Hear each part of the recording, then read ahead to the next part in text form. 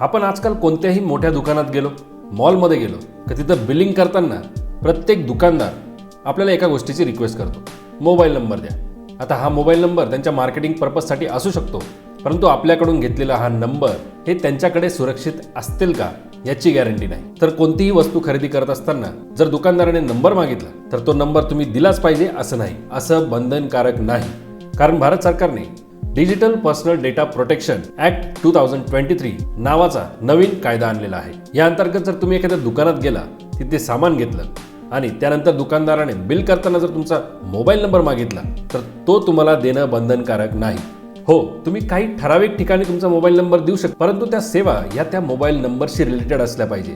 जसं की जर तुम्हाला मोबाईल रिचार्ज करायचा असेल तर त्यासाठी तुमचा मोबाईल नंबर द्यावाच लागेल. डीजी यात्रा झालं, अशा ठिकाणी मोबाईल नंबर देणं गरजेचं असतं. परंतु फक्त तुम्ही चपला बुटं घ्यायला गेले, कपडे घ्यायला गेले आणि त्या ठिकाणी जर तुमचा मोबाईल नंबर मागितला जात असेल तर तो द्यायचा का नाही हे तुम्ही ठरवू शकता. तिथे नंबर देणं कंपल्सरी नाही.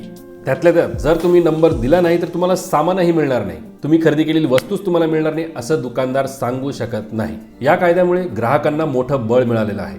कारण तुमचा मोबाईल नंबर म्हणजे तुमचा वैयक्तिक डेटा असतो आणि हा डेटा गोळा करण्यासाठी दुकानदाराने, व्यावसायिकाने तुमची संमती घेणे अत्यंत आवश्यक आहे. जर तुम्ही त्याला संमती दिली, तुमचा मोबाईल नंबर तुम्ही स्वतःहून देणार असाल तरच, अदरवाईज नंबर देणं कंपल्सरी नाहीये. त्याचप्रमाणे नंबर जर घेत असेल तर तो किती काळापर्यंत ठेवला जाणार, तो कोणाकडे लीक तर होणार नाही ना, कधी डिलीट करणार, या सगळ्या गोष्टी सांगितल्या गेल्या पाहिजेत. सोप्या भाषेत सांगायचं तर तुमच्या वैयक्तिक माहितीवर फक्त तुमचाच अधिकार आहे. दुकानदाराने जर सवयीप्रमाणे तुम्हाला विचारलं की नंबर द्या तर तुम्ही स्पष्टपणे सांगू शकतात की माझा हा डेटा देणं बंधनकारक नाही कायद्याने. कारण ग्राहक म्हणून हा तुमचा हक्क आहे, तुमची ताकद आहे आणि या नवीन कायद्यामुळे आपली गोपनीयता अधिक सुरक्षित राहणार आहे.